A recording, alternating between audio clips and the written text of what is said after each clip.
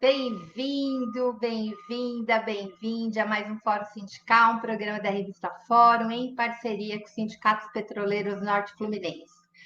Hoje eu tenho o prazer de dividir uma live com 3 amigos que moram no meu coração. Assim, eu gosto tanto, tanto, tanto dessa família. E assim, todas as vezes que eu me encontrava com eles, eu perguntava assim: Inocência, quando é que você vai escrever sua biografia? Quando é que você vai escrever sua biografia? Eu fiquei tão feliz quando ele mandou o link, que já estava, a autobiografia estava escrita, porque é uma história que o Brasil precisa conhecer. Uma história de um país que a memória está sempre em construção e de modo muito revisionista. A gente está vivendo um período, né, onde se nós não lutarmos, de novo a gente não vai ter justiça de transição. A gente está vendo a extrema-direita, o mercado, a grande mídia, toda se movimentar para anistiar militar do alto comando golpista, né, que tentou matar presidente, vice-presidente e presidente do Supremo Tribunal Eleitoral e do STF. E aí a gente vai conhecer a história do Inocêncio Uchoa, da Ângela Uchoa, do Marcelo Uchoa, esse querido que está sempre aqui com a gente no Fórum Sindical. Só vai faltar o Pablo Uchoa, para fechar a família Uchoa aqui. Então, sem mais delongas, vou chamar o autor de uma biografia que vocês vão ter que ler. Faz muito parte da nossa história. A história do Inocêncio se confunde com a história do Brasil. E não há momento mais apropriado para ele lançar essa autobiografia. Porque Inocêncio viveu o período da ditadura militar com uma grande intensidade, foi preso, torturado. Aliás, o Inocêncio foi preso, a primeira vez que ele foi preso foi no Congresso de Piúna.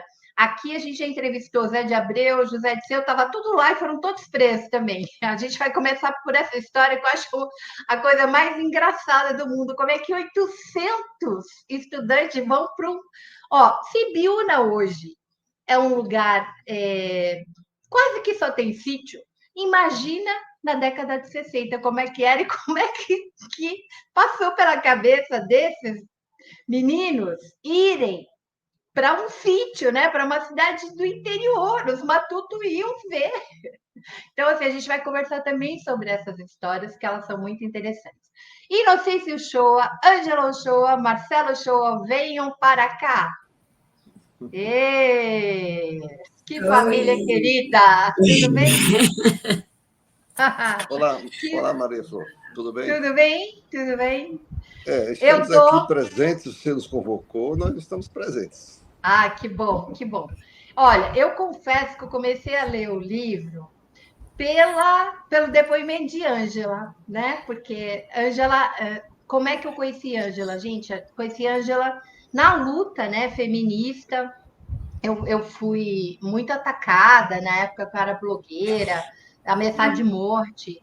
Ângela e as mulheres cearenses organizaram um evento no Ceará. Eu fui para lá, foi a primeira vez que eu tive contato direto com Ângela, né? E depois disso a gente foi na luta das mulheres de Ceará com Dilma, e aí fomos se aproximando, fomos refinando aí essa amizade, e hoje é uma pessoa que mora assim no meu coração total. A Ângela é esposa do Inocêncio Uchoa, ela é médica pediatra, agora aposentada. O Inocêncio vocês vão aprender lá no livro, se ainda não conhece. Além de militante político da década de 70, começou no movimento estudantil, depois virou advogado trabalhista, juiz do trabalho e voltou agora, ainda advoga em prol da classe trabalhadora. E o Marcelo, que vocês já conhecem, que o Marcelo disse para ele: Marcelo, venha hoje que você lê o livro, você vai fazer parte da bancada. O Marcelo, minha gente, ele tem uma revolta muito grande no coração dele. A ditadura militar impediu o Marcelo de nascer no Ceará. Não é isso, Marcelo? Não é uma revolta? Você não fica bravo com isso? Não chega a abalar as estruturas, mas existe um sentimento de indignação, né, Fro, que será reparado, viu? Vou explicar para você. Ah, que bom, que bom. Inocêncio, então vamos bora começar aqui. Bora começar quando você é preso lá no Congresso de Ibiúna, vai para Tiradentes, para o presídio Tiradentes. O Zé Disseu já era uma liderança forte naquele período, ele foi para o DOPS, né? Você foi para o presídio Tiradentes? É Sim, isso? sim, sim. Todos sabem, né? Eu creio que o 30º Congresso da UNE foi, como você disse, lá na Ibiúna, no sítio, num pequeno sítio, inclusive, e para lá convergiram quase cerca de 800 estudantes, a liderança estudantil mais importante do Brasil naquele momento, e que liderava, diga-se passagem, digamos assim, a grande resistência popular à ditadura militar, né? Os trabalhadores tinham sido golpeados profundamente nos seus sindicatos, estavam todos desarticulados, os sindicatos. Os políticos de esquerda tinham sido também afastados, né, cassados dos seus mandatos federais, estaduais, enfim, o Brasil estava todo amedrontado. E os estudantes, como somos classe, digamos, média, se mobilizam com mais facilidade nessas circunstâncias. Também tínhamos tido nossa Uni fechada, até o prédio foi queimado no Rio de Janeiro, na praia de Botafogo. É claro que todas as entidades estavam fechadas, mas exatamente nós tínhamos mais, digamos, mais condição de nos mobilizar contra a ditadura, e o fizemos sim.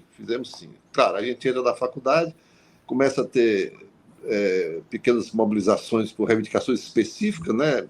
Professores, alunos, melhor alimentação, custo da passagem, coisa desse tipo. Mas No aí você mesmo vai ver. ano, no mesmo ano tinha sido assassinado o Sim, estudante no Rio de Janeiro, que foi aquela primeira sim, grande comoção, né? isso. Nós estamos aí já em 68, né? Um ano muito emblemático, que começou com a morte do Edson Luiz, né? Um secundarista que foi assassinado numa manifestação lá no Calabouço, que era um restaurante popular do Rio de Janeiro, ali no centro, na Cinelândia. A polícia atirou de forma letal, né? O Edson caiu, houve até uma disputa pelo corpo do Edson Luiz, os estudantes puxando para um lado, a polícia puxando para o outro. Os estudantes conseguiram ficar com o Edson Luiz, levaram para a Assembleia Legislativa, e houve uma indignação nacional muito grande, que gerou uma passeata dos 100 mil depois, né? Porque depois houve a missa de 7º dia na Candelária, tinham mais de 1.000 pessoas, foi assim um momento muito tenso. E daí, então, essa coisa cresceu e acabou gerando a passeata dos 100 mil, chamada passeata dos 100 mil do Rio de Janeiro. Pois bem, então, nós fomos então para Ibiúna. Eu preciso esclarecer que eu fazia parte de uma organização que nós, do nosso grupo, não concordávamos que o Congresso fosse em Ibiúna, que é evidente que ia ser reprimido, nós íamos ser presos. E uma prisão que não escaparia ninguém, né? Porque bastava fechar ali, né? Cercar todo o sítio e fazer um apanhado geral. Enfim. Mas nós fomos vencidos nessa discussão. A UNE era dirigida pela Ação Apostólica, né, a AP, o Travasso, e junto com outros grupos majoritários, que eram majoritários dentro da organização da UNE, decidiram fazer lá. Nós achávamos que devíamos fazer o Congresso devia ser feito no CRUSP, Conjunto Residencial da USP. Já demoravam, sei lá, 500 estudantes, 1.000 estudantes, e, claro, a gente sabia que ia ser reprimido, mas ia reprimir contra 5 mil pessoas que estavam no Congresso participando e ali no mínimo, muita gente poderia não ser presa, né? Inclusive as grandes lideranças que podiam ser protegidas e tal. Mas, infelizmente, fomos vencidos e tivemos que ir para realmente o Congresso da ONU, com todas as dificuldades que tínhamos para chegar lá. E não deu outra, né? Fomos todos presos e levados para o presídio Tiradentes. Passamos 10 dias presos.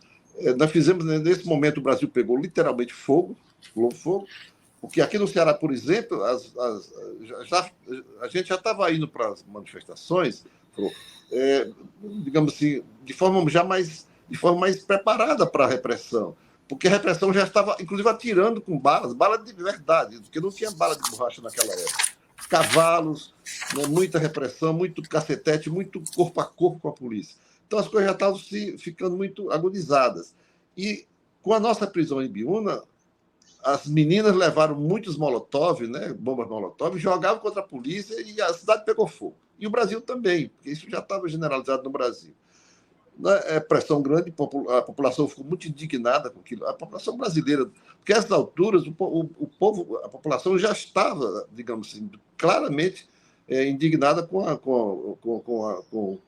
a ditadura militar. E as nossas manifestações já eram muito engrossadas por populares, né? Já não eram mais só estudantis. Pois bem, então, com a pressão, nós fizemos uma greve de fome de 3 dias. Isso ajudou o governo a liberar todas as pessoas. E nós, do Ceará, por exemplo, nós fomos mandados de ônibus para Pernambuco e nos jogaram lá na rodoviária de Recife. Tá aí, virem-se.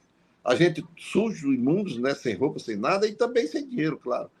E a gente se virou. Então, e claro, as direções maiores, Zé Disseu de São Paulo, que era a maior liderança de São Paulo, Vladimir Palmeira no Rio de Janeiro, Jamarque no Rio de Janeiro, eram as grandes lideranças do país.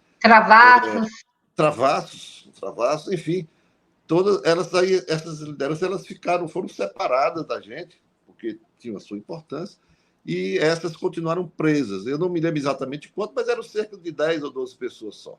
Que ficaram presas, algumas delas ainda saíram depois do primeiro sequestro que houve, né, que foi do embaixador americano. Muito bem. Marcelo, venha para essa conversa que você leu o livro todinho, e o Marcelo, ele tem essa capacidade, né, como um grande estudioso que é, e uma referência também no campo da esquerda, de separar, que ele não está lendo o livro do pai dele, ele está lendo o livro de um militante político, de um grande intelectual também, né, o Inocêncio é daqueles intelectuais muito característicos do Ceará, né? Sim, de estudar profundamente, como a Ângela também. É impressionante isso. A quantidade de livro que lê, o acúmulo que tem para fazer qualquer debate. E aí, Marcelo, o que você achou desse livro e o que você vai perguntar para esses dois, para essas duas referências que a gente tem aqui? Bom, Fro, primeiro agradecer o convite, né? Mandar um abraço para todo mundo da TV Fórum, para a moçada que acompanha o Fórum Sindical, Inocêncio e Ângela, meus pais, né? Bom, eu realmente li o livro todo, Fro, e o que me interessa, me achou, assim, me fez gostar ainda mais do livro, é que, você sabe, eu estou na comissão de anistia, então eu tenho lido muitos relatos, muitas biografias, muitos livros sobre episódios durante a ditadura, mas este especificamente, ele não é um livro sobre a ditadura. Ele fala sobre a ditadura, mas ele fala antes e fala depois da ditadura. E aí, porque nós estamos falando de um autor que é um militante da luta social. E a luta social de quem sobreviveu à ditadura não se esgotou com a ditadura, ela continua até hoje.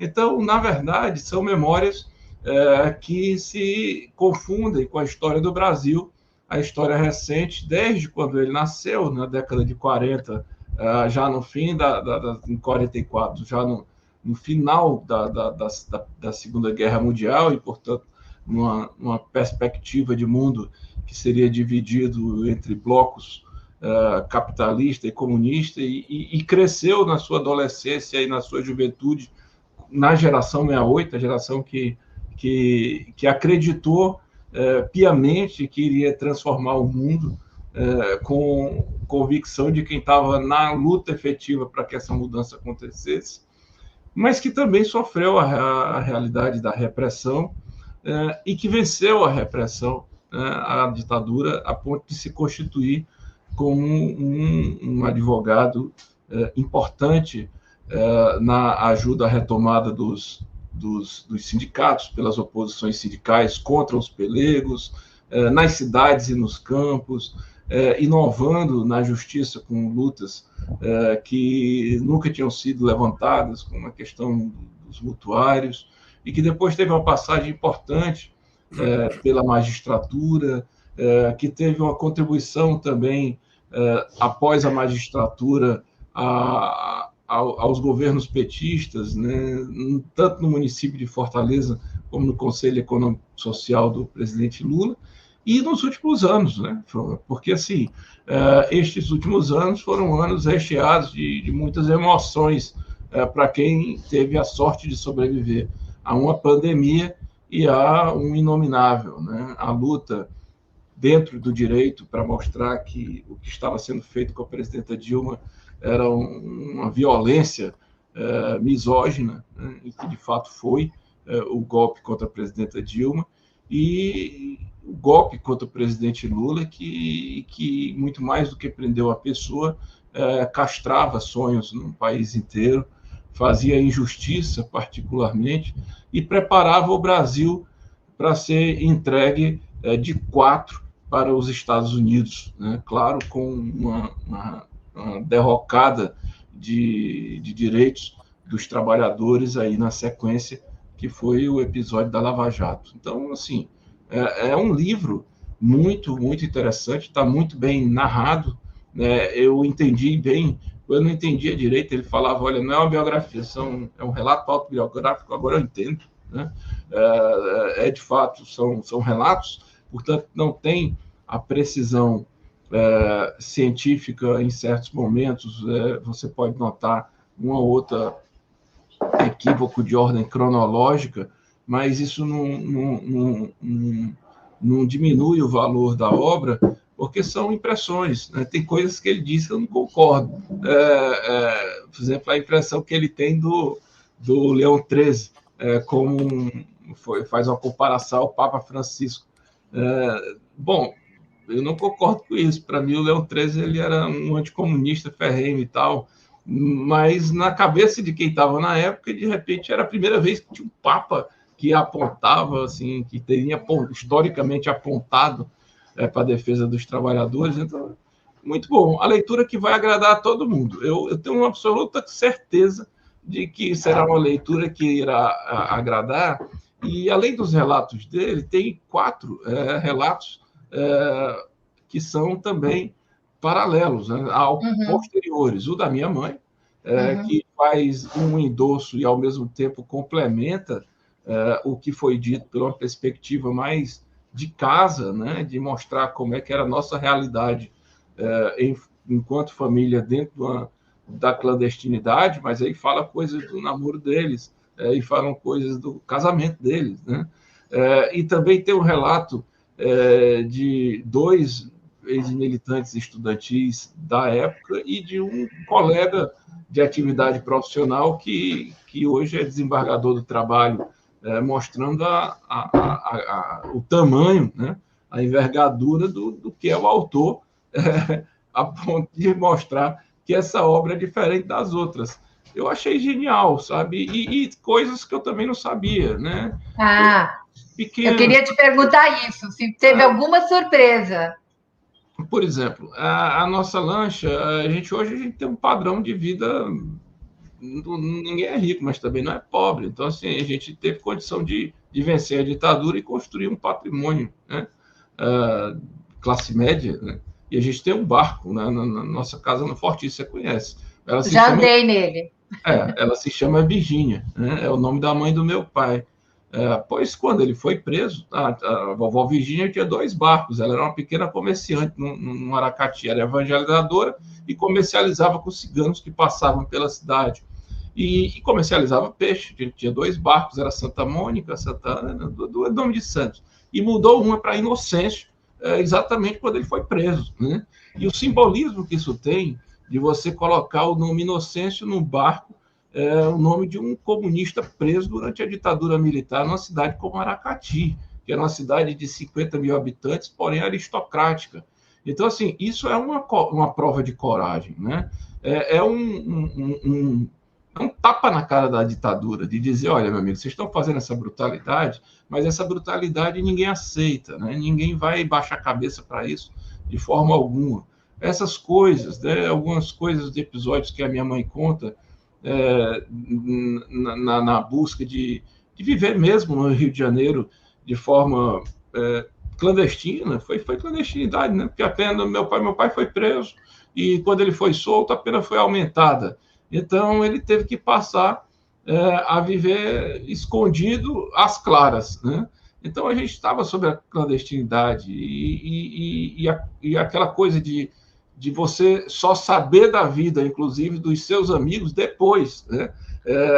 E a boa surpresa de ver que aqueles amigos cuja história a gente está sabendo depois também estavam lutando contra a ditadura, né? Que aconteceu com a mãe do Daniel Aresma, né? Que você depois foi saber que eles também tinham lutado contra a ditadura, sendo que na época nós éramos amigos de escola, mas ninguém falava nada.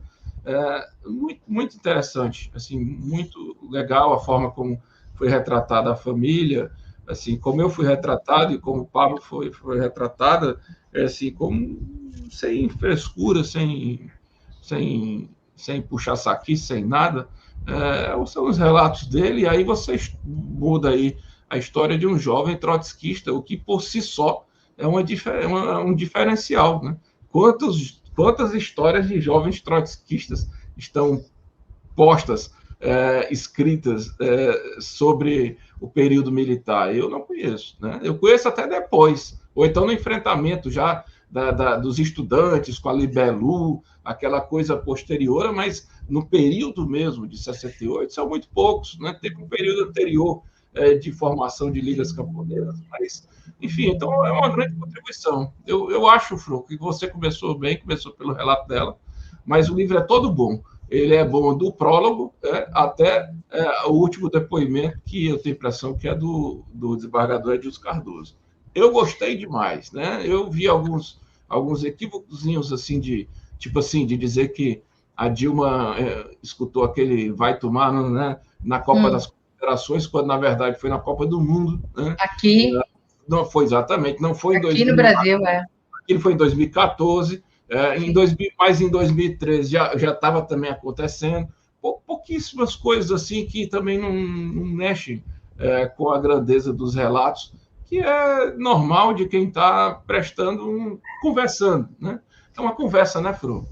Muito, muito bacana. E as coisas sendo lembradas, os episódios que ele teve que narrar, por exemplo, as pessoas não sabem disso, né? Que foi um advogado que defendeu os trabalhadores rurais no momento em que o trabalhador rural não tinha defesa, a ponto de ter um sindicato homenageando com a sede com o nome Dr. Inocêncio Shoa, e está lá a foto. Né? Inclusive, ele foi preso, né? Quando ele foi de fato preso e ficou na prisão, tem a ver com essa luta, né? Inocêncio começou contando que tem um episódio, Flor, tem um outro episódio, só para terminar aqui, tem um outro episódio que as pessoas não sabem, e que isso estimula muito a advocacia. É um advogado que foi dar posse a um sindicato e um militar com uma arma apontada a 2 metros de distância da cara dele, e ele dizia, atira, filha da puta. Né? E o cara tremer, e você dá posse ao sindicato mesmo assim, quer dizer, é a história de um caba corajoso, né? Do começo ao fim. Então, isso é uma aula para a advocacia, é uma aula para a juventude, é uma aula para... coisa de quem tem história para contar. Eu gostei demais. Tá aí, parabéns. Parece ficção, mas é verdade. E o Inocêncio começou a história dele, que eu acho isso... Pouca gente conta isso, né? Quando a gente vai falar da resistência à ditadura militar, fala-se muito do movimento estudantil, se esquecendo que já no primeiro ano do golpe, a classe trabalhadora e a liderança sindical foi dizimada. Mais de 10 mil sindicatos fechados sob intervenção e muitos assassinados ou presos, enfim. E aí sobraram os estudantes. E o Inocêncio, o tempo inteiro, como trotskista, né, está junto na luta, não separa a luta estudantil da luta do movimento dos trabalhadores. Então, essa é uma grande característica que eu acho que foi, durante toda a vida do Inocêncio, muito coerente. Né? Muito coerente. Muito coerente. Isso também fica muito claro no livro. Né? A razão dele ter escolhido a advocacia foi a vontade de defender o mais fraco. que ele, inclusive, precisava, assim, até pela própria defesa. A história de um garoto que está numa cidade aristocrática, que não tem escola, só tem as escolas religiosas, então ele está na mesma sala do rico da cidade, e tendo que conduzir a vida de maneira que a não ser sufocado por aquela pessoa e revidar, né? E ser maior, e sonhar mais, e acreditar. Eu fiquei, como eu digo, assim, quando eu escrevi, fiz minha mensagem, não é como filho que eu recomendo, eu recomendo como alguém que é atento aos fatos e que acha que é uma história que merece ser lida. O Sálvio, né, da Cotter, acha que merece virar filme. Na verdade, todas essas histórias são histórias, né, importantes e motivadoras, e não só motivadoras, mas ensinam, né, como a gente deve agir diante de uma sociedade golpista. Eu achava isso quando meu pai me falou a primeira vez do Sálvio, meio que, sei lá, tá viajando na maionese, como a gente chama aqui no Ceará, é demais. Mas não, hoje eu acho que é algo a se pensar sim, nem que seja um documentário, alguma coisa. É muito diferente, é uma história muito diferente das convencionais. E mais, gente, com essa onda de Brasil paralelo, né, criando uma realidade paralela que não aconteceu, a gente tem que fazer essa disputa. O Brasil, durante a década de 80, fez muito isso. Agora, talvez, com o sucesso do Ainda Estamos Aqui, inspire mais gente a recuperar esse período, e eu acho que o livro do Inocêncio certamente pode ajudar no roteiro. Agora eu vou trazer a Ângela para cá, para essa conversa. Ângela, eu quero saber escutando? o seguinte. Estou escutando. Ah, sim, porque estava dizendo que eu estava sem som, mas está certo, sim. Não, eu quero saber, essa pequenininha, vocês não estão vendo a Ângela. A Ângela bate aqui, ó, bate aqui em mim.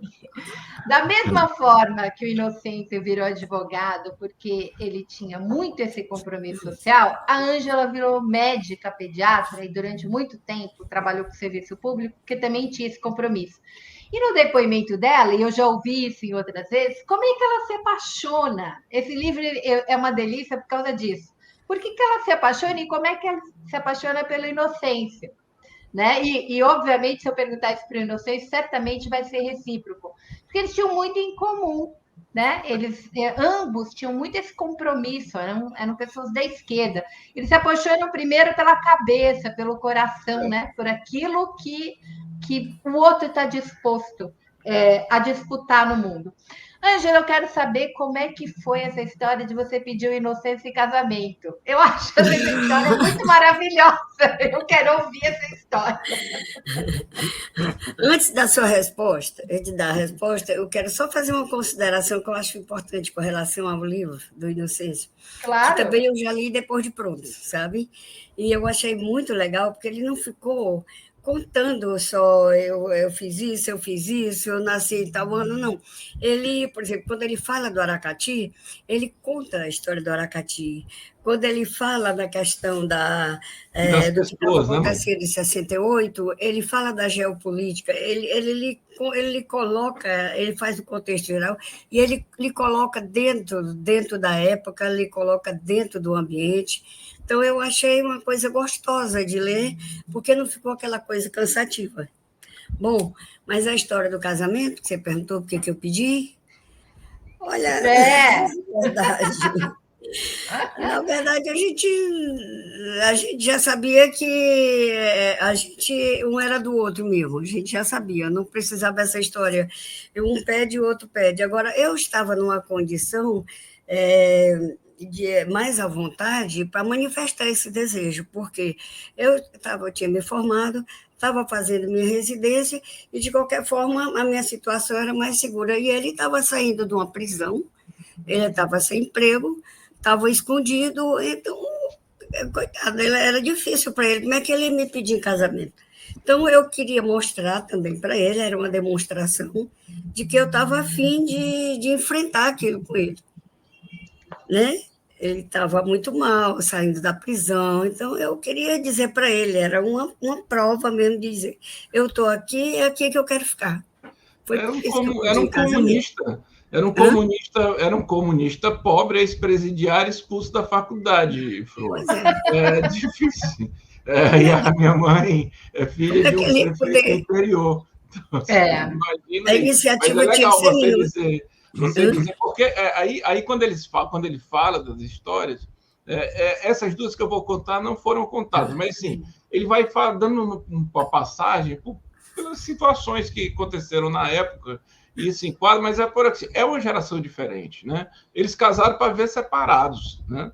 Eles casaram, passaram muito tempo separados, até que meu pai foi para o Rio, onde a minha mãe fazia residência, alugou um beliche numa casa de pensão, quer dizer, era um beliche dentro de um quarto com outras pessoas. Então, para estar junto mesmo, só muito depois, Flor. Agora, outras histórias de casamento existem, por exemplo, e isso aí são meus tios, né, que eu chamo de tios. O Arlindo, a Nancy, casou com o Zito, por procuração. A Nancy foi casar com o Arlindo estava preso, ela casou com o Zito. Então, assim... Não, ele não estava preso, não. Ele estava em São Paulo. Então, assim, o outro caso que eu te narro, a Estezinha casou com o Clóvis, sendo que o Clóvis era o nome de guerra do Gilvan. Então, quando a ditadura acabou, ela foi casada com o Clóvis. Quer dizer, ela não era casada com o Gilvan. A nossa vida ela é meio cheia dessas coisas pitorescas, né? Mas que hoje são engraçadas, mas que na época eram duras. Né? Ajuda lá nele. Mas, mãe, realmente você foi assim, você foi de uma grandeza enorme, porque você fez um pedido que ele não poderia fazer.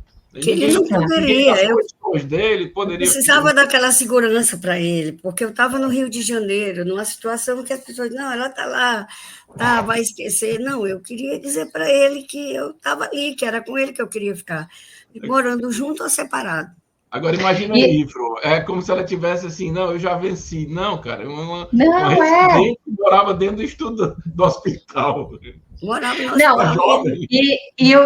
O que eu acho mais interessante nessa história é que, assim, a Ângela tinha esse compromisso, admirava muito o pai da Ângela era prefeito na cidade onde a Ângela nasceu, em Trairi, que é uma cidade litorânea lá do Ceará, e ele não queria, ele gostava do Inocência, etc., mas ele não queria que a filha dele corresse risco, porque o Inocência estava preso, gente.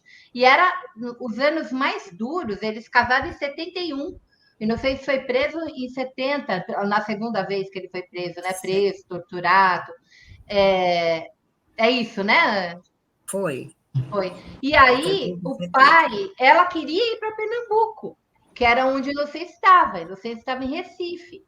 E o pai falou, não vai, né? Não vai. O pai tinha tido um infarto, e aí ela já tinha perdido o irmão morreu num acidente automobilístico. Aliás, os acidentes nessa família aí, né? Vocês dirijam com cuidado, porque Ângela também teve um acidente terrível. E perdeu um irmão no 4º ano de medicina, então ela tinha esse compromisso. Ao mesmo tempo, amava esse homem que está aqui, né? E ele não queria que ele se sentisse abandonado. Ela falou, fui para o Rio, mas você ainda mora no meu coração, não é isso, Inocência? Foi. Sim.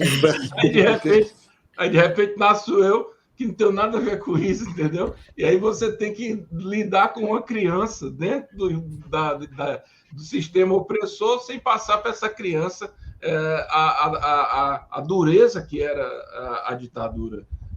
E eles fizeram isso, né? Isso é incrível. Como diz o Papa, era tipo A Vida é Bela, né? Tipo A Vida é Bela. Vocês fizeram uma Vida é Bela com Marcelo Shoa. A minha mãe conta a história do Falcon, né? Que eu queria um Falcon, só que o Falcon era o boneco que todos queriam, mas todas as crianças queriam, só que o Falcon era militar, então era de lascar o cano, eu queria um militar. Então a minha mãe...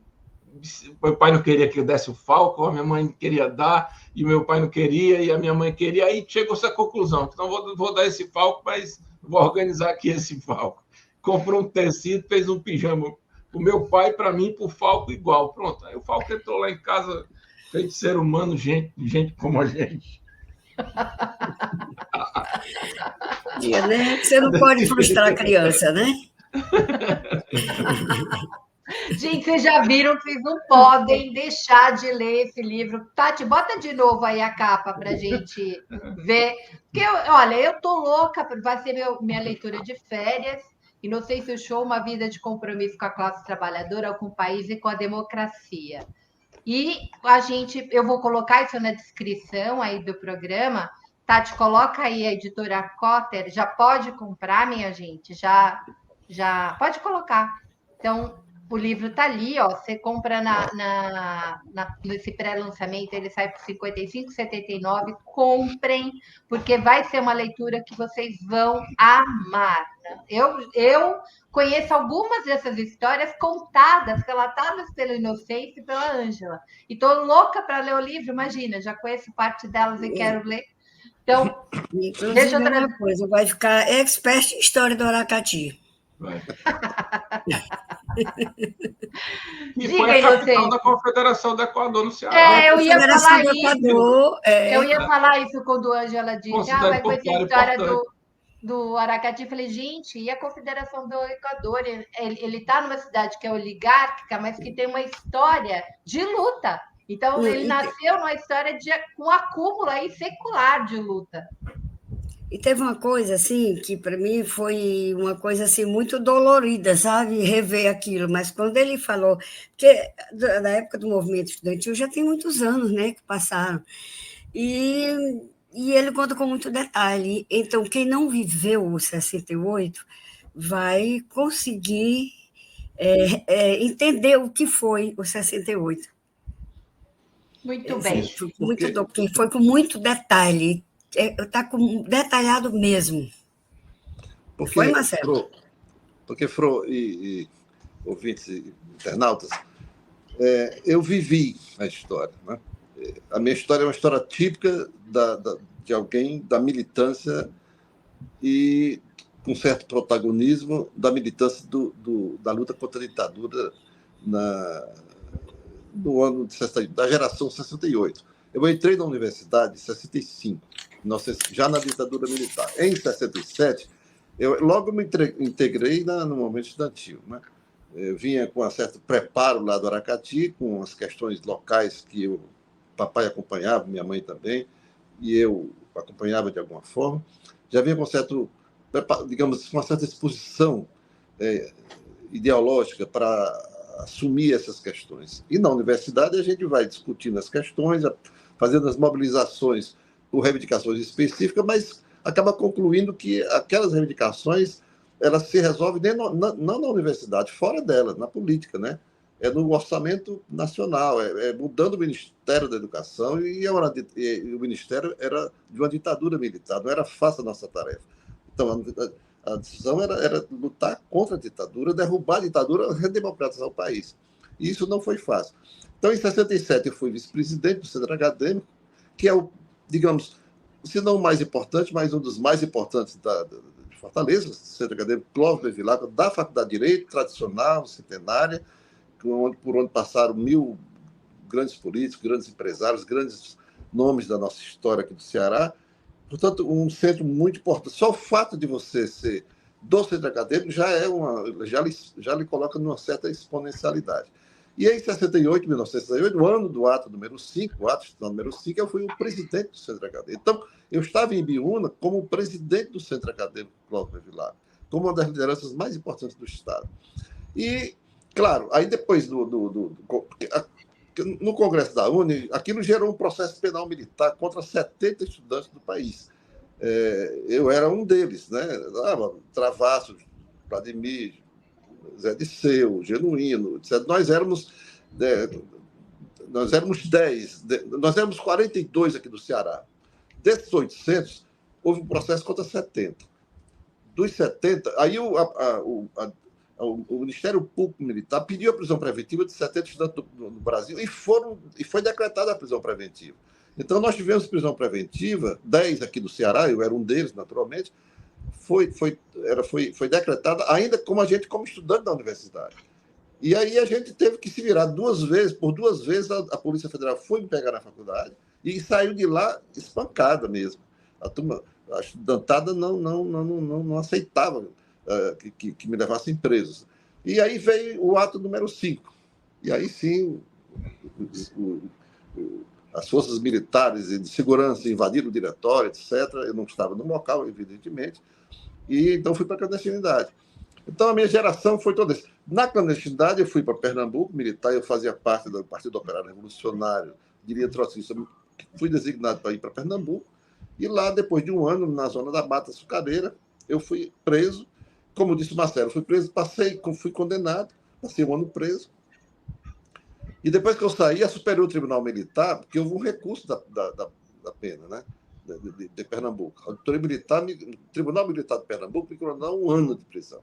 E depois mas houve um recurso para o Superior Tribunal Militar. E ao julgar o recurso, o tribunal aumentou a minha pena, a minha e de mais outros colegas.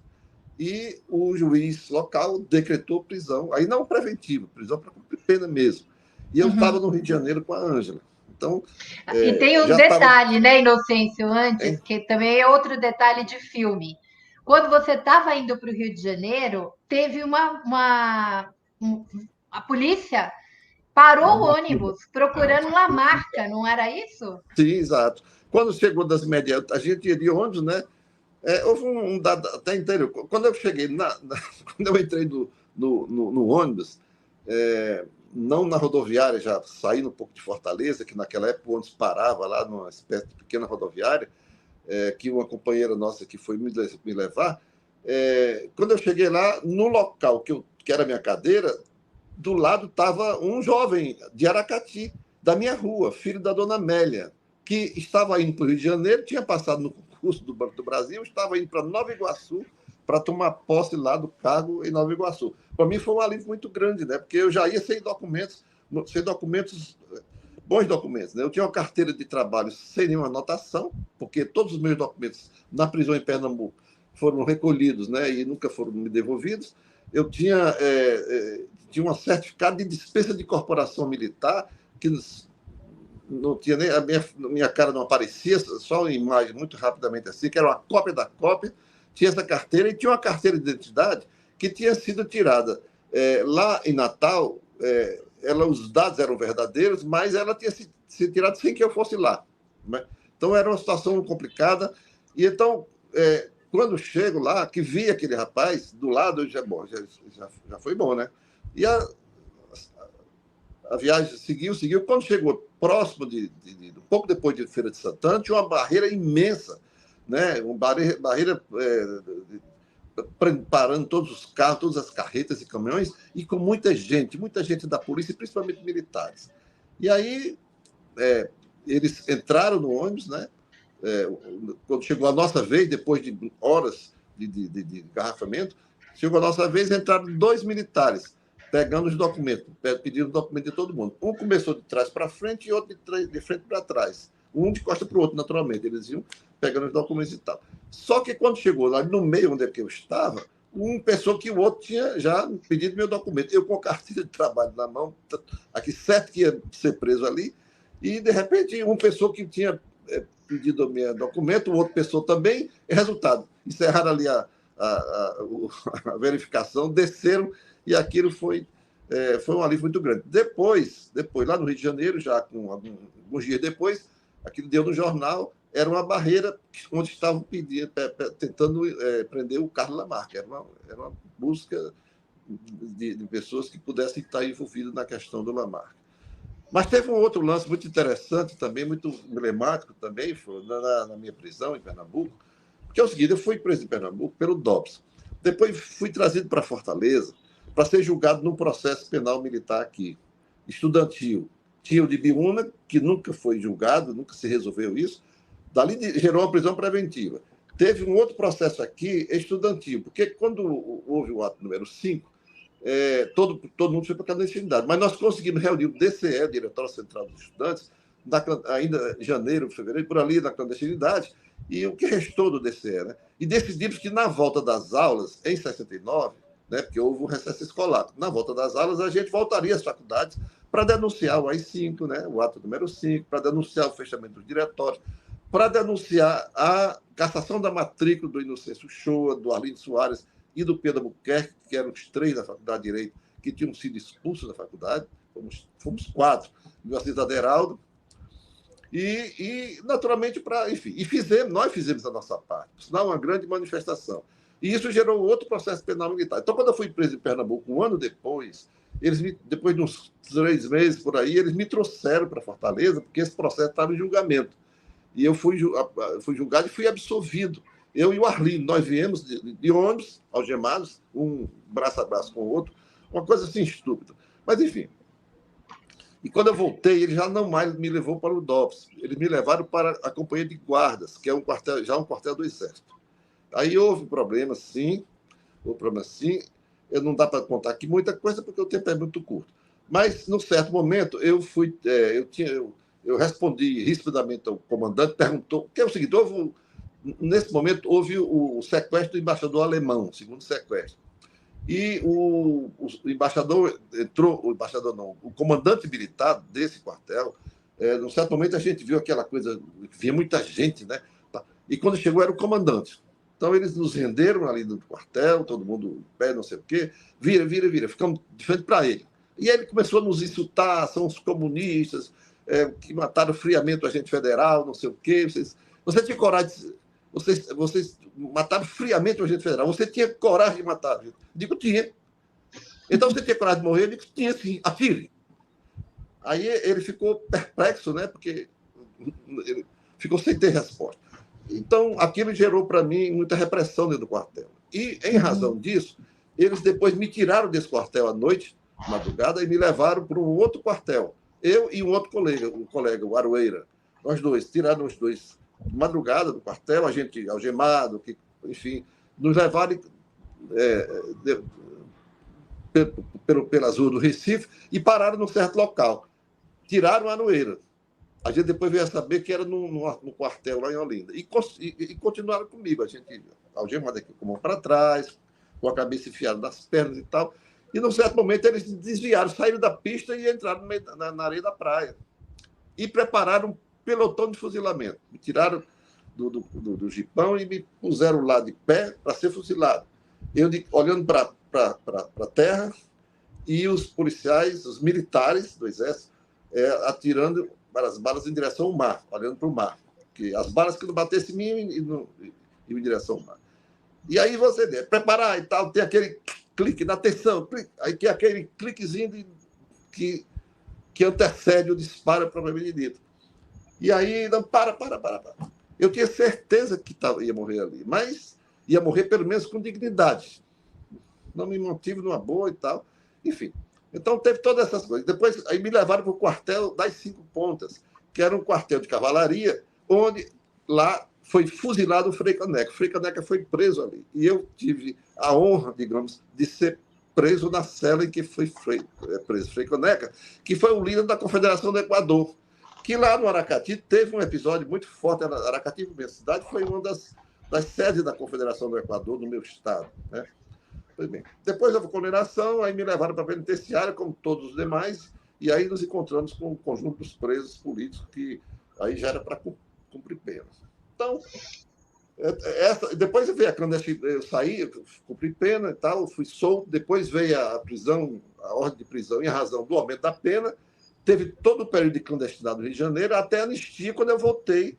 Então, a minha história é a história de toda aquela geração que lutou contra a ditadura. O estudante que entra na universidade pensando em ser advogado, ser médico, ser dentista, ser assistente social, ser agrônomo, não sei o quê, mas ao longo do tempo, da vida, da faculdade, você vai vendo que aquilo não é bem o que você quer. Você até quer, eu até gostaria de ser advogado, naturalmente, mas já não era prioridade mais para mim. Eu queria, como todos, fazer revolução. Eu era um revolucionário e queria fazer revolução. Então, me formar em direito fazia pouca importância, eu não estava nem preocupado mais com isso, eu queria fazer revolução. Então, essa geração. E tem esses lances aí, depois que eu saí da prisão, eu era considerado terrorista, porque quando eu fui preso lá, a imprensa daqui noticiou que eu e o Arlindo, colega que foi preso comigo, que era daqui também, nós tínhamos sido presos queimando os canaviais da Zona da Mata Açucareira de Pernambuco, porque nós militávamos na Zona da Mata Açucareira, que era o agronegócio de Pernambuco. Pesado, né? Escravocrata. Pesado, pesadíssimo, é uma história muito pesada. E aí, ninguém queria. Quando eu cheguei aqui, todo mundo tinha medo de mim, eu era terrorista, o pessoal trocava a calçada, ninguém queria me ver. Então, não tinha condição de morar aqui. Eu fui para Aracati, para a casa do Aracati, fiquei na casa da minha irmã, porque isso era no governo do Médici. Então, você está preso, você está solto, mas não está. Você está ali. Além do mais, era muito recente a prisão. Eu tinha medo de voltar a ser preso. Quando a Ângela, então, foi me visitar, e lá do Aracati, ela veio do Rio de Janeiro para Fortaleza, e daí para Aracati, e lá ela insistiu, olha, nós devemos casar. Eu digo, casar como? Eu fiquei perplexo. Casar e tal, a gente casa, os pais nossos... o pai da Ângela, claro que não queria o casamento dela comigo.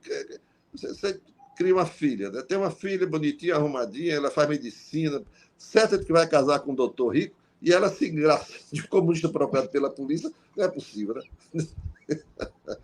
E houve outro lance interessante, é que na passeata do CEMIL, lá no Rio de Janeiro, aqui em Fortaleza também, aquilo gerou um movimento nacional, uma indignação nacional. E nós fizemos também aqui uma grande manifestação, que tinha até a própria imprensa burguesa, a grande imprensa, dizia 20 mil pessoas, foi uma passeata imensa para uma cidade como Fortaleza. E eu, como era um dos líderes importantes, naquele momento a gente já tinha medo de ser assassinado dentro da manifestação. Alguém naquele meio ali podia dar um tiro em você, né? Um tiro com revólver silencioso, enfim, e você caía ali e ninguém sabia quem era que tinha dado aquele tiro. E nós já tínhamos essa preocupação. Então, na passeata do CEMIL, foi feito um cordão de segurança para alguns líderes estudantis daquele momento. O Inocêncio Shoa, o Arlindo Soares, o Genuíno, o Mariano, enfim, o João de Paulo, os grandes líderes daqui. E esse cordão de isolamento foi engrossado por sacerdotes que estavam na manifestação e por outras pessoas, inclusive o pai da Ângela. O pai da Ângela saiu do interior, onde ele era prefeito, foi para Fortaleza resgatar a filha dele desta manifestação, que tinha sido muito badalada, porque, embora nós não tivéssemos imprensa nem nada para divulgar, mas acabou sendo divulgada. E o secretário da Segurança foi para a televisão no dia anterior e disse o seguinte: olha, não deixe seus filhos sair de casa, porque ela vai ser reprimida, essa manifestação. Fez aquele terrorismo. Então, os pais se apavoraram e ele veio do interior resgatar a Ângela da manifestação. E foi para a manifestação resgatar. E quando chegou lá, se encantou tanto com a manifestação que acabou se incorporando nesse esquema de segurança. O pai daí foi minha segurança nessa manifestação. Então, tem essas nuances assim que são bastante interessantes. Que é filme, que merecem um filme. Agora, deixa eu perguntar uma coisa. Todas as vezes que a gente conversou sobre isso, eu, você, Ângela e o próprio Marcelo, nunca você fala da tortura. E eu consigo compreender que isso tem a ver com um processo de que se revive isso, não é fácil passar nem por, como você acabou de contar, a tortura psicológica que eles fizeram em Recife, né, simulando um fuzilamento, e tortura física, porque a gente sabe que a ditadura militar foi desgraçadamente violenta. E aí, como é que foi o processo, Inocêncio, de rememorar isso para escrever a biografia? Como é que você lidou com... Olha, você sabe, uma ditadura militar, caiu na rede é peixe, não tem jeito. Você vai ser torturado que você tenha feito alguma coisa que você não tenha feito. É evidente que a tortura é mais forte ou menos forte, dependendo da sua resistência física, inclusive, e também do tipo de organização que você pertence, do tipo de ações políticas que você fez e tal. Então, todos fomos torturados. E, é claro, o que é tortura? Você começa a ser torturado dentro do carro que vai levando, na porrada, no chute, no choque, no chute, na tapa nos seus ouvidos, chute dos seus partes íntimas. O cara deu um cacetete nas minhas costas aqui, que quebrou o cacetete, pra eu ter ideia. Então, é muita violência.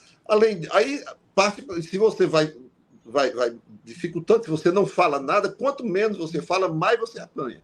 E aí passa para outras torturas mais pesadas, que é o caso do pau de arara, né? O afogamento, e outros tipos de torturas. E torturas assim, infames, inumanas. Por exemplo, torturar o sujeito na frente da namorada ou da mulher na frente do marido, os dois ali na mesma sala, ou no centro, estuprar a mulher na frente do marido, estuprar o marido na frente da mulher, levar os filhos do casal, os filhos de primeira idade, para ver os pais sendo torturados. O Marcelo conta que, na comissão da anistia, dos depoimentos, a pessoa que estava sendo torturada, estava prestando depoimento, dizia o seguinte, que a filha, o filho pequenininho, perguntou: mãe, por que você está azul? E por que o papai está verde? De tanta tortura. Então, eu passei meses, anos, tendo pesadelos noturnos. Eu fui preso em Recife, depois no Rio de Janeiro. No Rio de Janeiro eu encontrava um torturador, que era o Sargento Batista, lá do quartel militar da 2ª Companhia de Guardas. O cara morava em Pernambuco, e eu encontrava ele no Rio de Janeiro, porque eu achava parecido, eu tinha muito medo de andar na rua, entrar num banco ou em algum lugar, repartição, que tivesse um simples segurança do banco, aquilo me tomava. Então, é uma situação que me leva para a vida toda, não tem jeito. Então, e tem as torturas psicológicas, né? Tem as torturas de você sentir, por exemplo, a sua mãe, o companheiro, lhe procurando de quartel em quartel, de delegacia em delegacia, porque isso aí era praxe, naturalmente, né? Você vai preso, não se sabe onde é que você anda, você sumiu do mapa. Eu passei 40 e tantos dias sem sumir do mapa. Então, algum parente seu, algum amigo, sei lá quem, ou amiga, vai lá, as pessoas vão à sua procura e eles ficam negando que você esteja naquele local, muitas vezes está, né? De quartel em quartel, de delegacia em delegacia, sendo humilhadas, levando chá de cadeiras, sendo assediadas, e essas mulheres e esses homens se manterem íntegros. Isto mata a gente também que está lá dentro. É uma coisa braba. Você sabe que uma mãe com 50, 55 anos, cabelos já brancos, que talvez nunca tenha sido desnudado, no máximo ter vestido um maiô na vida, ou muitas vezes até nem isso, nas pessoas que vivem no interior, ser obrigada ali na frente daquela policial na hora da visita, se despir integralmente, se agachar. Pessoas, isso em 1968, 69, 70, do século passado. Isso aí era um escândalo.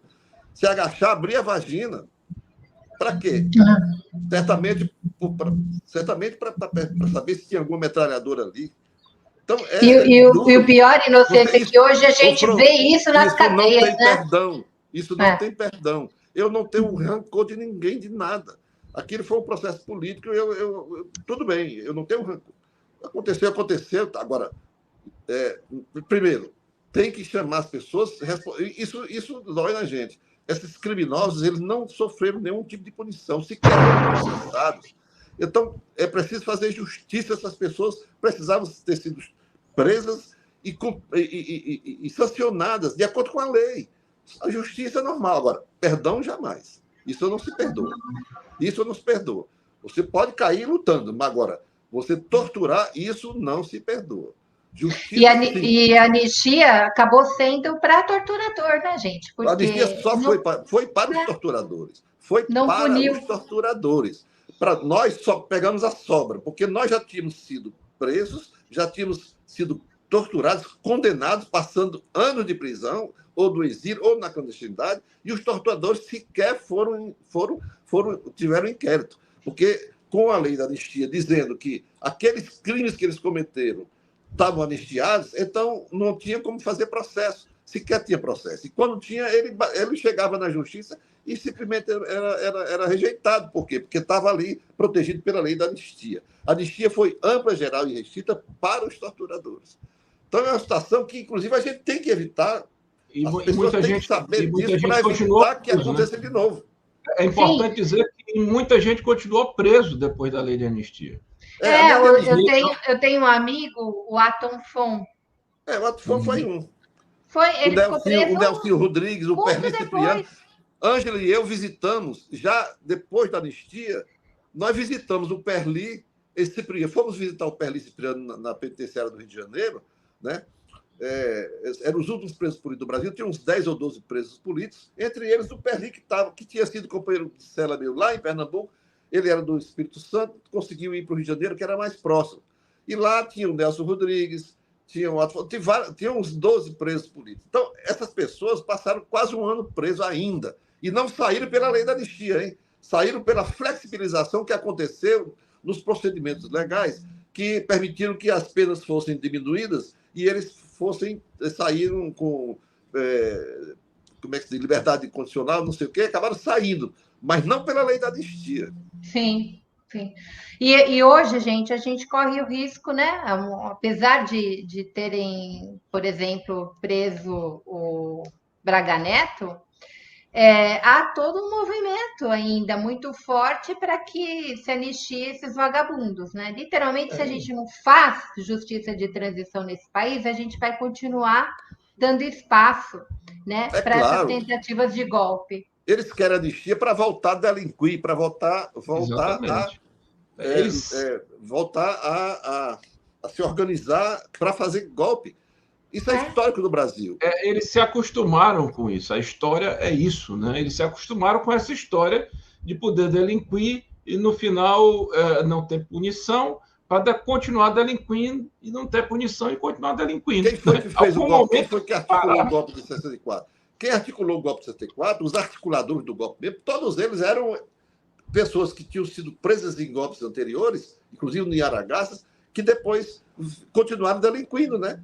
Continuaram nas fardas, portanto, cresceram na profissão, chegaram a generalato, chegaram como almirante, não sei o quê, brigadeiros, e usaram a sua força justamente para dar o golpe de 64.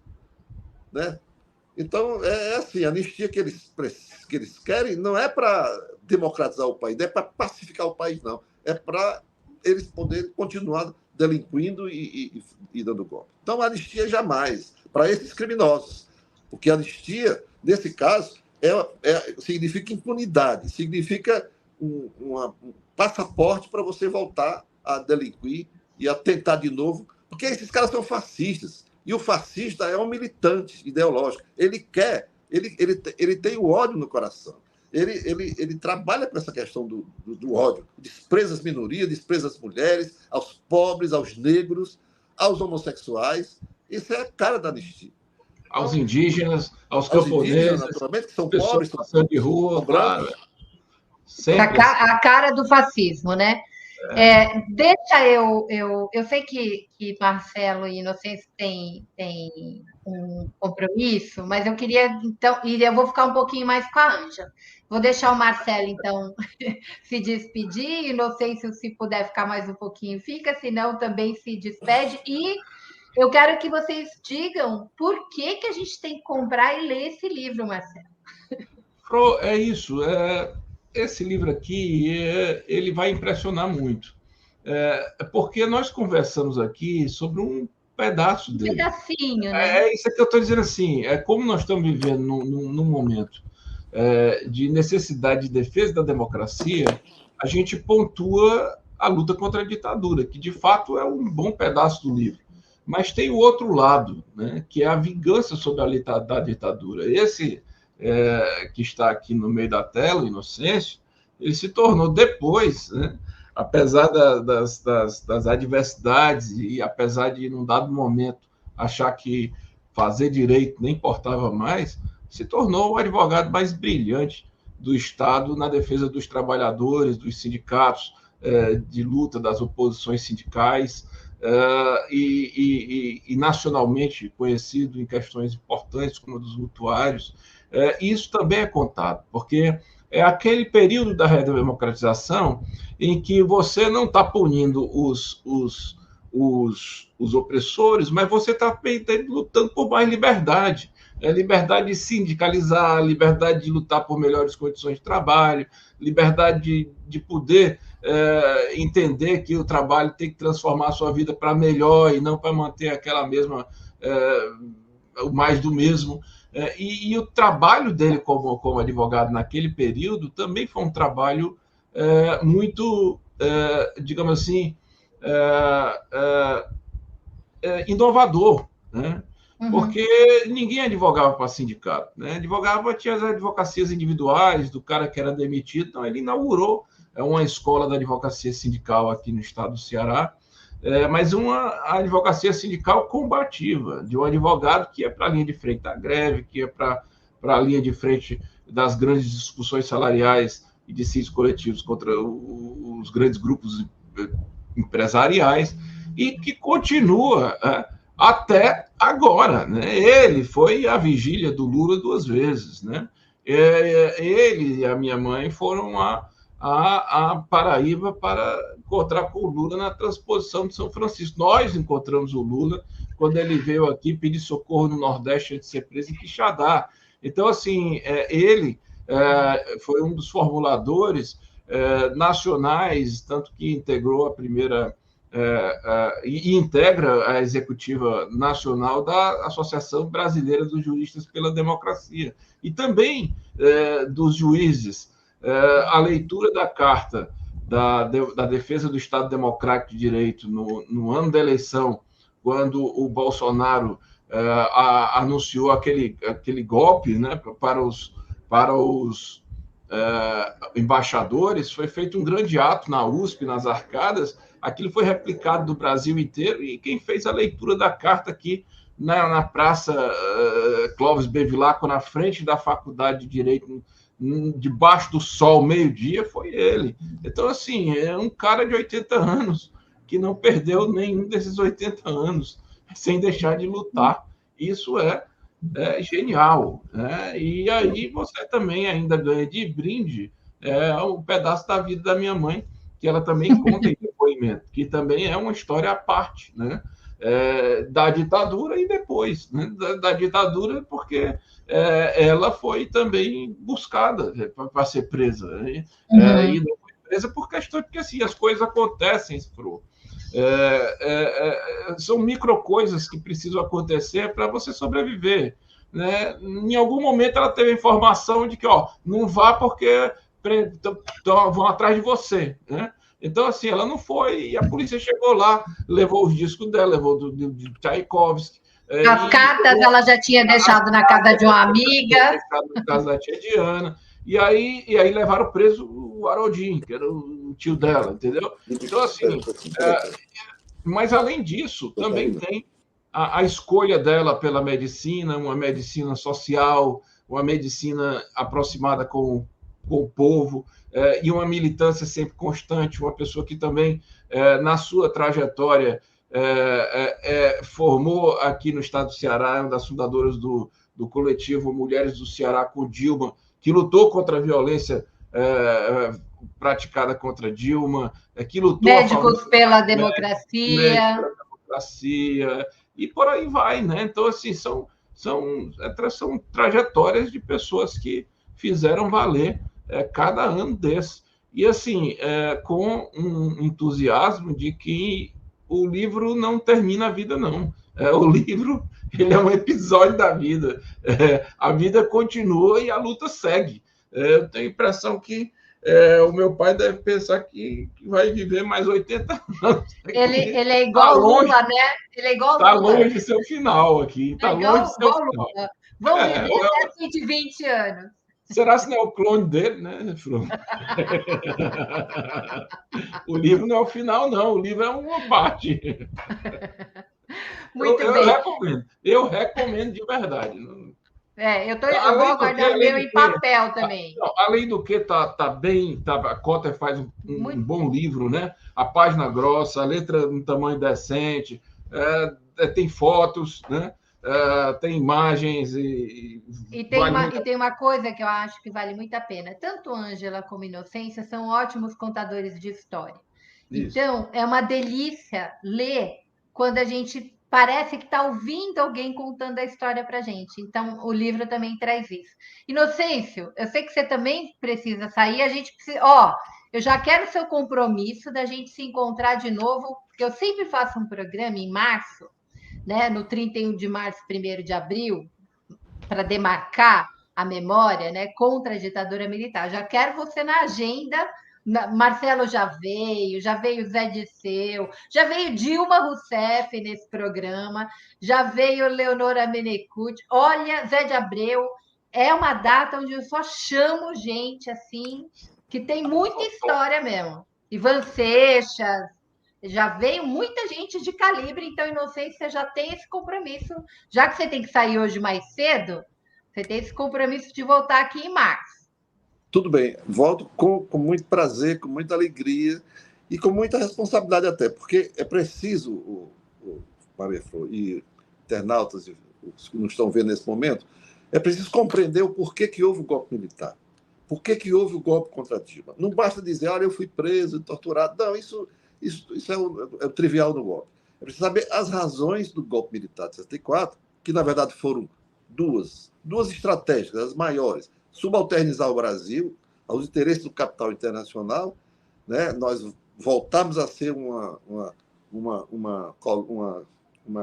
quintal americano, que o Brasil estava procurando sair dessa situação, e, segundo, tirar direito das classes trabalhadoras, intervenção dos sindicatos, arroz salarial, e vai por aí. A mesma coisa na época da Dilma. O Brasil estava na 6ª posição mundial, na economia, tinha tirado o país do mapa da fome, tinha construído o pré-sal, uma riqueza fantástica. O Brasil estava bombando. Era preciso, de novo, acabar com essa história, tirar o Brasil, botar o Brasil debaixo dentro do quintal americano. E tirar direito dos trabalhadores. 2 objetivos. Tirar direito dos trabalhadores do quê? Reforma trabalhista, terceirização ilimitada e vai por aí.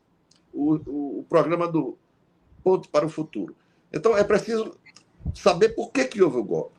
Claro, e também o que aconteceu, quem foi que fez, quem mandou, mas principalmente é saber as razões dos 2 golpes, que na verdade são as duas, estrategicamente são iguais. Subalternizar o Brasil, tirar direito das classes trabalhadoras. Então, eu venho participar assim, do seu programa com muita alegria, com muito prazer, com esse compromisso, né, de ajudar na compreensão do processo. Não porque eu ouvi falar, porque eu vivi. Sim, muito bem. Gente, que delícia, que delícia. Eu estou me lembrando dos meus dias aí no Ceará, em Fortaleza, em Aracati, que a gente conversa tanto sobre isso, como historiadora, tenho sempre um prazer imenso de estar com vocês. Então, Inocência, eu vou deixar você sair, vou deixar Marcelo e Ângela ficar mais um pouquinho comigo. Beijo. Você na apresentação da minha mãe, você disse, ela é pequenininha, ela bate aqui, e esqueceu só de dizer o final. É pequenininha, baixinha, bonitinha, parece um bibelô, mas aqui é a mais valente da família. Essa mulher com a bandeira na mão, meu amigo, não tem fascista que aguente. Bom, tchau. A gente vai falar sobre isso. Beijo, Inocente. Beijo, Marcelo. Beijo, Flor. Obrigado, então. Obrigada.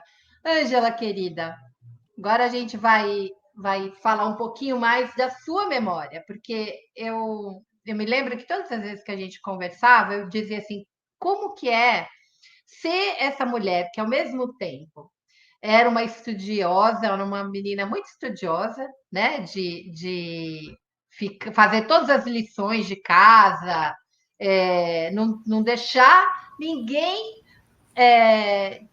te diminuir porque você era militante, mas ao mesmo tempo estava lá na militância, nessa militância do bastidor, que foi uma militância crucial até para a vida do Inocêncio, porque você por várias vezes protegeu o Inocêncio. Aí eu queria ouvir um pouquinho essa história da Ângela que vai para o Rio de Janeiro, dessa Ângela que fica quase 10 anos aí tendo que assumir a família, trabalhar para caramba, fazer a residência, cuidar dos filhos, até o Inocêncio voltar para a faculdade. E depois eu não sei se, claro, vai virar um advogado importantíssimo, vai ser juiz do trabalho, que é uma coisa incrível, a gente não teve tempo de falar sobre isso, mas o Inocêncio, uma vez eu perguntei para ele, falei, Inocêncio, por que essa justiça é tão conservadora? Ele falou, porque eliminou grande parte, né, dos companheiros dele também. Grande parte foi eliminada e não teve chance de continuar a carreira, né? E ele foi tardiamente para a justiça, ele entrou na década de 90. Então, assim, a gente tem também essa característica da sociedade de uma elite muito conservadora, porque aquela elite intelectual progressista foi ceifada durante a ditadura. Queria te ouvir um pouco dessa sua experiência aí de. Olha, foi muito difícil, viu? Porque realmente eu entrei para a faculdade, era engraçado, o papai queria que a gente fosse, assim, professora, que a minha mãe era professora, e ele achava, assim, mulher tinha que ser professora e medicina era coisa para homem, né? Aquela mentalidade. Então, eu queria ser médica. Eu queria ser médica e eu tinha também esse irmão que morreu, que me estimulava muito também. Então, quando eu comecei na faculdade, foi muito difícil, porque quando você chega, você abre assim a sua cabeça, você quer militar, mas aí eu ficava um conflito. Eu tenho que dar conta da faculdade, eu quero ser médica, e para isso eu tenho que estudar. Mas, do outro lado, a questão política me puxava para o outro lado. Então, era difícil ter que fazer esse malabarismo, né? Então, eu acho até que no começo, eu acho até que algumas companheiras até diziam, que naquela época achavam que o Inocêncio talvez merecesse uma pessoa que fosse assim, mais revolucionária, porque eu fazia meu trabalho, mas eu fazia com muito cuidado. Eu não faltava às aulas, eu não faltava nada. Agora, eu nunca faltei, foi passeata, porque eu sempre gostei de passeata. Como o Marcelo disse, com bandeira, eu adoro uma bandeira na mão. Adoro. Não sou muito das conferências, das coisas, eu sou mais da prática, de ir para a rua. Gosto mais de organizar, assim, de fazer os contatos políticos, isso eu sou mais dessa coisa aí, né? Mas, enfim, eu tinha que me formar, depois o meu irmão morreu, e eu até me perdi um pouco na resposta. E eu ficava em Não, conflito, eu dizia, meu Deus, será que eu não sou uma revolucionária de verdade? Porque eu sou tão preocupada com a minha vida pessoal, mas imagina se eu não tivesse cuidado disso, né? Então, foi assim, muito, muito difícil, mas eu acho que quando a gente é jovem também, essas coisas vão acontecendo, você vai naquela roda viva e vai levando, sabe? Eu não sei como é que. eu acho que o Rio de Janeiro foi um período muito difícil para você, no sentido de que você estava fazendo sua residência, estava trabalhando, e aí o Inocêncio na clandestinidade, sem poder voltar para a faculdade. Tem aquele episódio que ele trabalhava como contador no escritório, que eu acho também Foi, essa coisa bem. foi um E desafio muito grande. Eu é esse. nunca tinha saído de casa, né? A mais nova, né? De 8 filhos, a mais nova, sempre com tudo na mão. A minha preocupação era única e exclusivamente estudar, e lá eu tive que dar conta dos meus estudos, dar conta da situação do Inocêncio. A questão do silêncio foi uma coisa que muito difícil, porque no seu cearense fala muito. O cearense, a pessoa pergunta uma coisa, já diz, é por isso, vai lá dando uma explicação, né? E para mim era muito difícil responder sim, não. Era muito difícil ter uma história no hospital, ter uma história na vizinha. Eu não podia dizer que era médica na vizinha, porque chamava atenção, sabe? Porque o Inocêncio não era formado. Qualquer coisa que chamasse atenção, a gente, sabe, se você encontrasse uma pessoa conhecida, você mudava de calçada. E também tinha que segurar assim, as angústias do Inocêncio, foi muito difícil, né? No começo, ele procurando emprego, ele passava nas provas, nos testes, ele ia já lá para o Jornal do Brasil, olhava os classificados, passava nos testes, quando tinha que apresentar os documentos, naquela época você tinha que apresentar como é que se diz, o certificado de negativo, né, de tudo. Aí ele Não dava. Ele já tinha sido preso, sim. Ele desaparecia. Foi realmente, assim, um pouco, muito desesperador mesmo, houve momentos, mas é como eu lhe disse, a gente mais novo, quando ele foi para lá, por incrível que pareça, foi melhor, porque me deu mais estabilidade. E você a ele, né? E você a ele. Essa mesmo união ficando de cada um no canto, a gente teve mais estabilidade. Assim, porque eu vivia preocupada que ele pudesse ser preso onde ele estava, e tinha questão também da insegurança, né? O que não passava pela cabeça dele. Ele preso, eu no Rio de Janeiro, fazendo minha residência, começando uma vida nova, podia escrever cartas muito superficiais, porque essas cartas iam com o visto do diretor, né? Então, eu tinha que fazer umas cartas assim de negócios, né? Essas cartas bem superficiais. Um dia o diretor mandou pedir, botou no envelope, né? Botava visto, o diretor do coisa, que botasse uma letra mais legível e umas cartas menos longas, para que você vê. Aí eu botei que, infelizmente, aquelas cartas não eram para ele, eram cartas para o meu noivo naquela época. Eu não estava escrevendo para ele. Pensei até que nunca mais ele fosse deixar de escrever. E você Mas também então isso você quase gerava foi uma presa, né? insegurança. Hã? Você quase foi presa também, por causa dessas Sim. cartas, inclusive, né? Não, assim, essas cartas, isso aí já era quando eu estava no Rio, mas as nossas cartas, quando ele foi para o Rio de Janeiro, quando ele foi para Recife, logo depois que eu sofri o acidente, que diga-se de passagem, do acidente a gente ia fugindo, né? Foi depois do AI-5. A gente Que ia ele, que ele lá no ia, Traíra. vocês iam para Trairi esconder Era o porque foi Inocêncio. decretada a prisão preventiva dele. E lá a gente sofreu esse acidente foi muito sério, e eu tive várias fraturas na face. E aí eu fiz uma cirurgia, depois que eu fiz a segunda cirurgia, aí ele foi embora para Recife. Aí foi uma coisa assim que eu acho que você só aguenta porque, não sei, que Deus dá força mesmo, não sei. Foi muito ruim, muito difícil. E Muito aí bem. a gente mandava uma carta todos os dias. Eu escrevia e ele escrevia, mesmo ele estando na clandestinidade.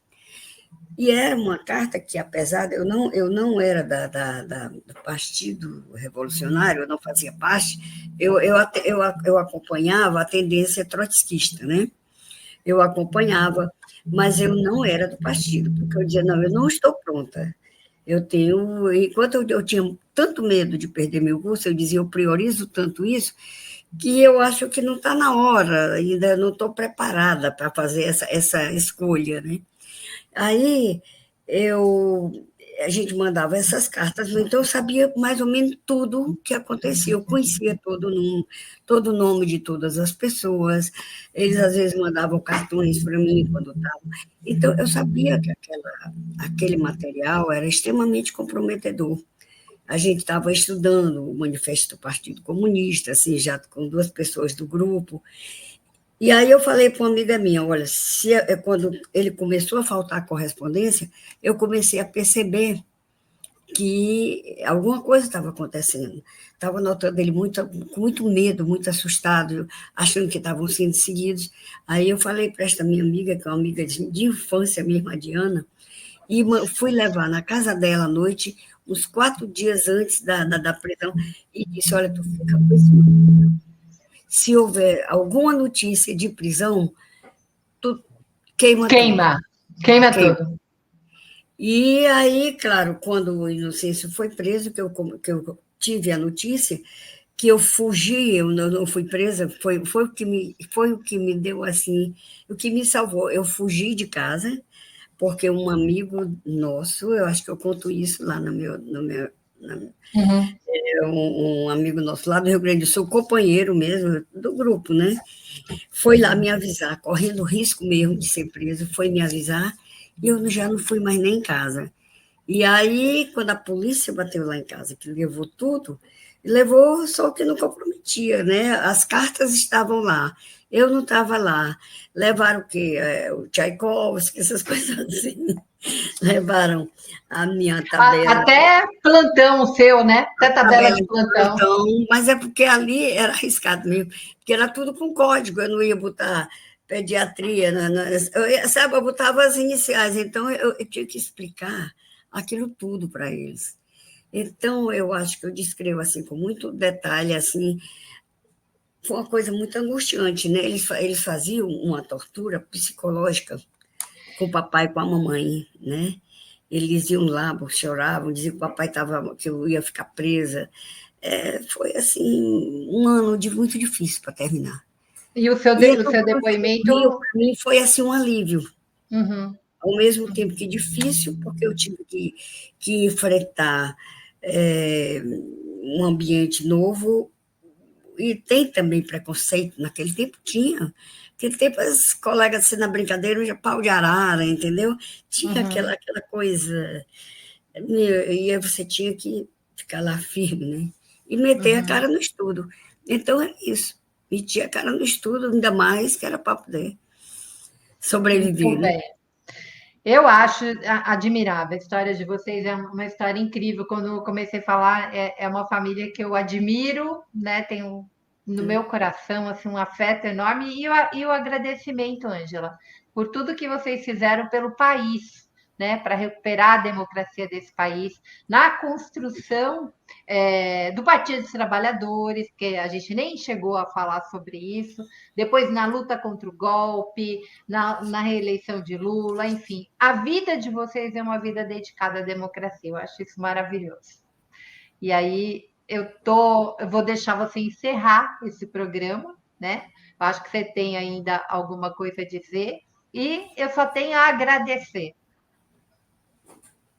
Eu também tenho a agradecer assim, a oportunidade que você está dando da gente falar, não que a gente queira ser heróis, heroína, não, nada disso, não passa isso pela nossa cabeça.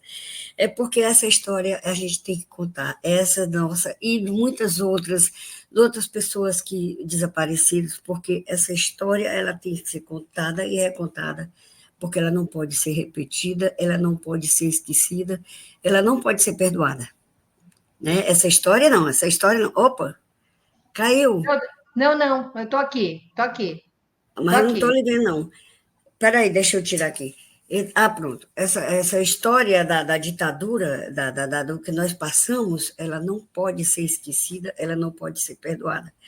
E o que a gente vê é que muitas pessoas, quando a gente fala, ainda vê como se fosse uma ficção.